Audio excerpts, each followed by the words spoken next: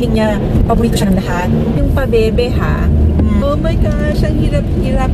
I'm a Filipino-Canadian architect and I share my experience living in Canada. Another site visit. Nandito tayo ngayon sa isang school na magpapatayo tayo ng new entrance kasi medyo mahirap pumasok sa school na to lalo na kapag busy hours. So we cut a total of 15 trees yesterday and it was over 2 days nilang natapos ito. Yung naka-orange na naglalakad yun ng site supervisor. Kapag pupunta kayo sa mga site na ganyan, make sure you tell them na nandyan kayo because they want to make sure na safe ka. Lumabas na nga ako para mapakita ko sa inyo yung mga trees at saka kung saan tayo magtatrabaho. So dyan sa nakikita nyong lugar na yan, dyan magkakaroon ng bagong entrance. I love encouraging people and I wish that I can do the same thing for you. So please hit that subscribe button, give me a thumbs up, and comment down below kung ano pa ang gusto niyong pag-usapan. Tapos syempre dito magkakaroon ng bagong sidewalk. And the sidewalk will be all the way to this curb here. Huwag niyong bubuhatin yung mga blue fence na yan. I was trying to put it back nung natapos ako. Pagpasok ko, di ko na kaya, nakakahiya. Inag-utos pa ako. Ayan yung mga logs, tatapon na yan. Muulan na, uwi na tayo. Babasa ako. Gusto niyo pa bang mag-PM? Oh, sige na nga. No, it's so much fun guys. I love it. I love my work.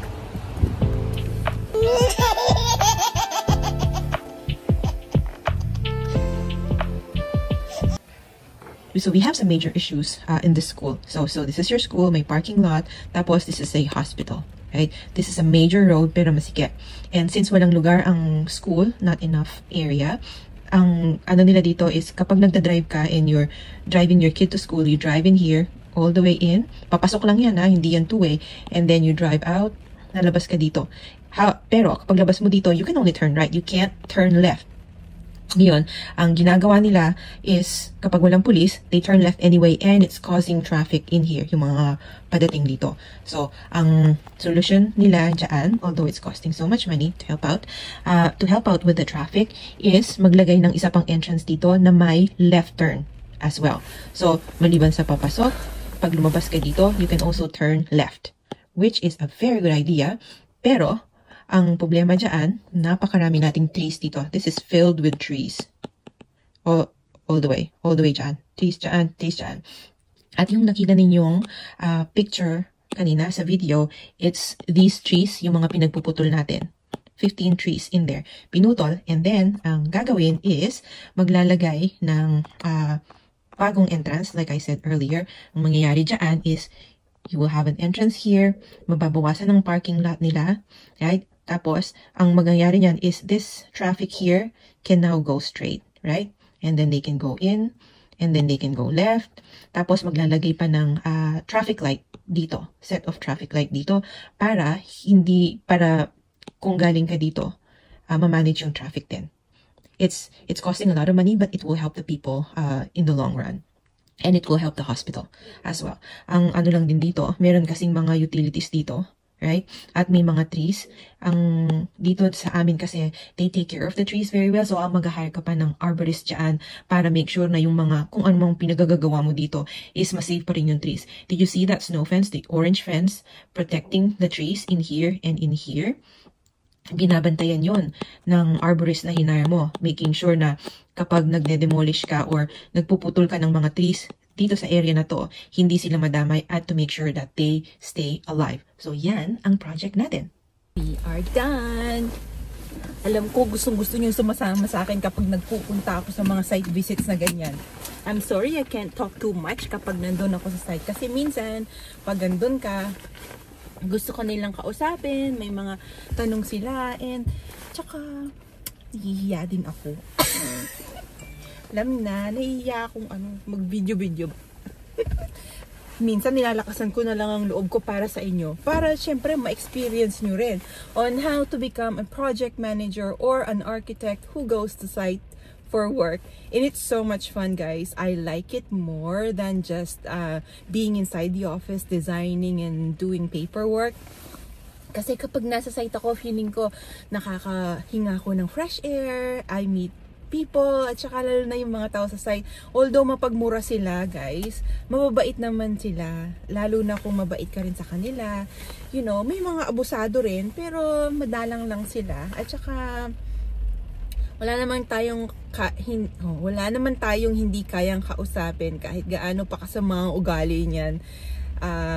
Wag mo na lang personalin, be. Yung ganun lang yun. Minsan, over the years, matututo ka rin kung paano makisalamuha sa iba't ibang tao sa ating profession na pinili. Anyway, I am going to the office and then I'll check in with you again. Dito na ako sa office. Alam ko lahat ng videos na nakikita nyo about Canada is snow kapag winter. Dito sa BC hindi naman. Shh, tahimik lang tayo, baka mapagalitan. Syempre, ayaw kasi ng mga Canadian na kinukuhanan mo sila ng video dahil feeling nila nawawala ang kanilang privacy. I owe someone $20 kaya nandito ako. Bayaran natin siya. Oh, sorry. Muntik na tayong mabangga.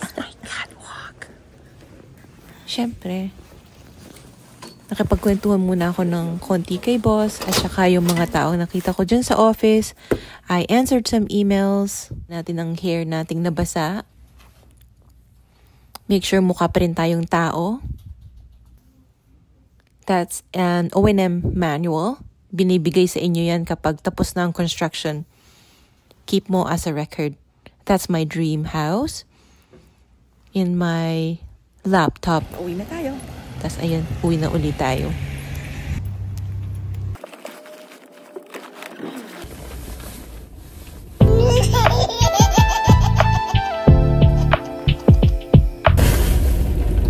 Wala na akong ganang magkwento. Kasi gutom na ako. Kasalanan ko naman kung bakit ako gutom. Umalis kasi ako ng 12:00. Hindi ako kumain. Dahil gusto kong pumayat. Tapos ngayon, nagkugutom ako. Medyo sumasakit-sakit na yung ulo ko. No?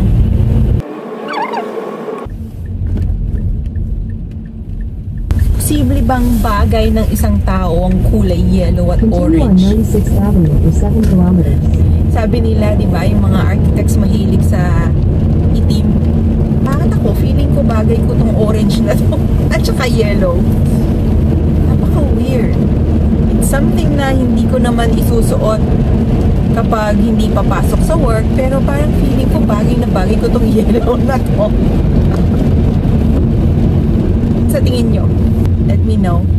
Huwag nyo akong masyadong okrayin. Okay lang. Sabihin yung di ko bagay.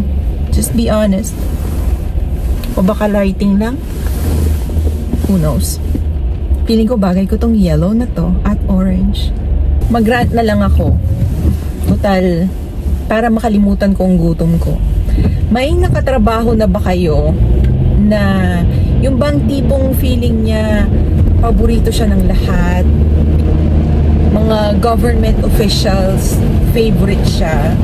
You know, kaya palagi niyo yung sinasabi na oh, paborito ako ng ganito, paborito na ako ni ganito. Palagi niyang sinasabi yun ang ginagawa niyang wager para i-hire siya uli ng ibang tao. Alam mo ba yun?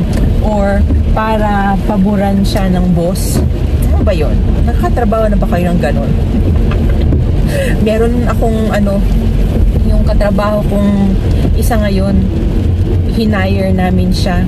Huwag kayong gagaya sa mga ganun klaseng tao, guys. Kasi, pasasaan pa, malalaman din ng mga katrabaho nyo yan na pautot nyo lang yun.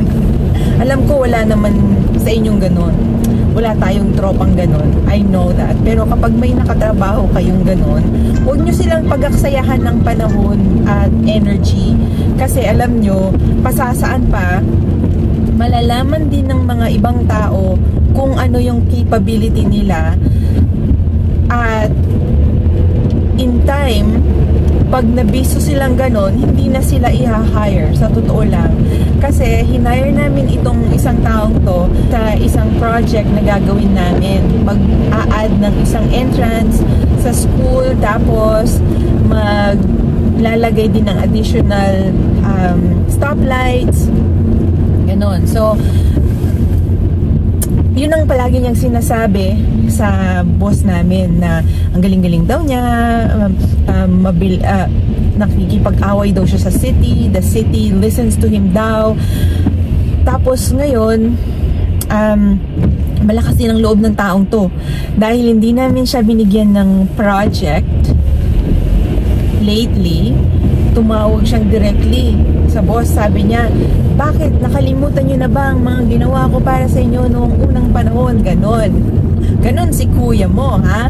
Tapos ngayon, dahil hindi ko rin naman siya feel katrabaho, you have to respect each other. Kahit hindi kayo professional na pareho, you know, walang pinipili yan. Pareho kayong tao, pareho kayong nagtatrabaho.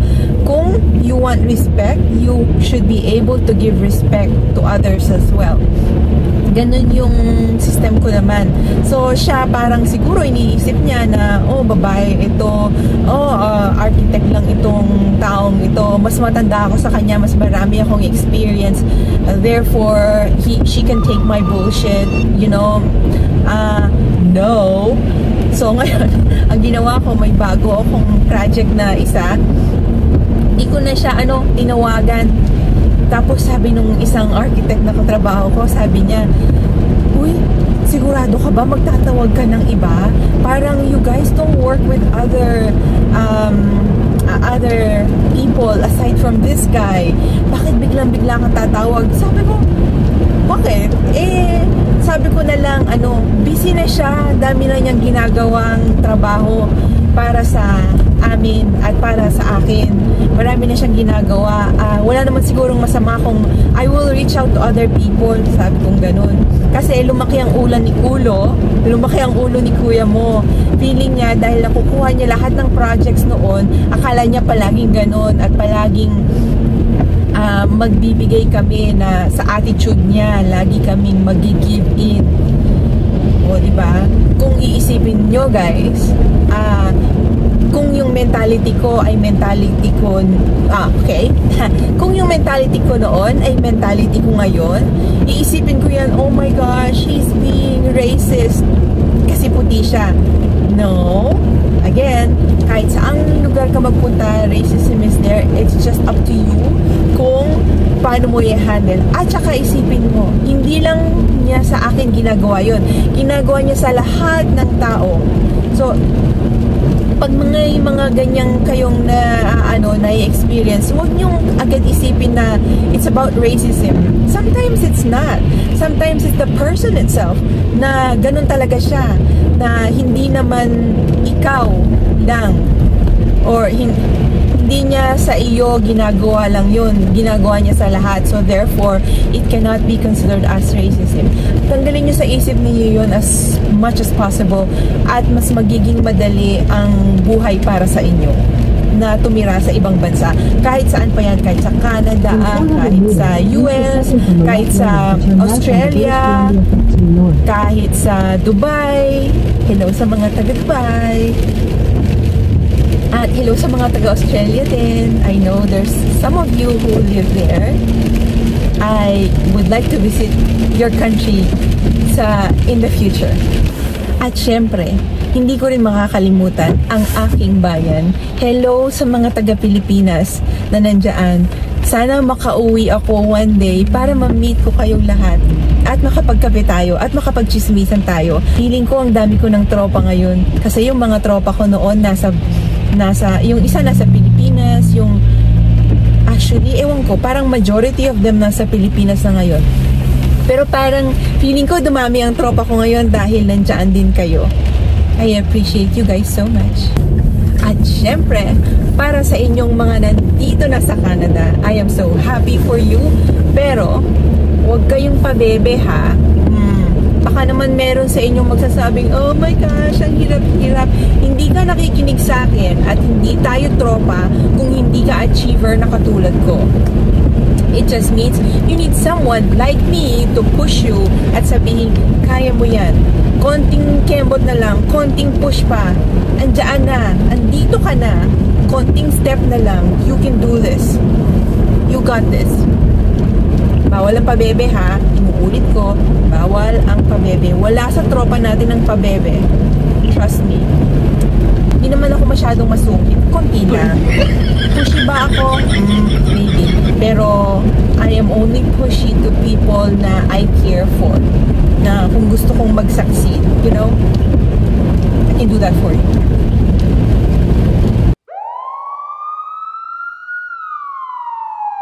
Am I your fire?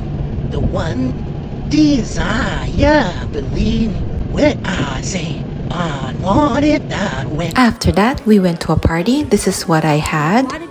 My outfit. Have a beautiful day.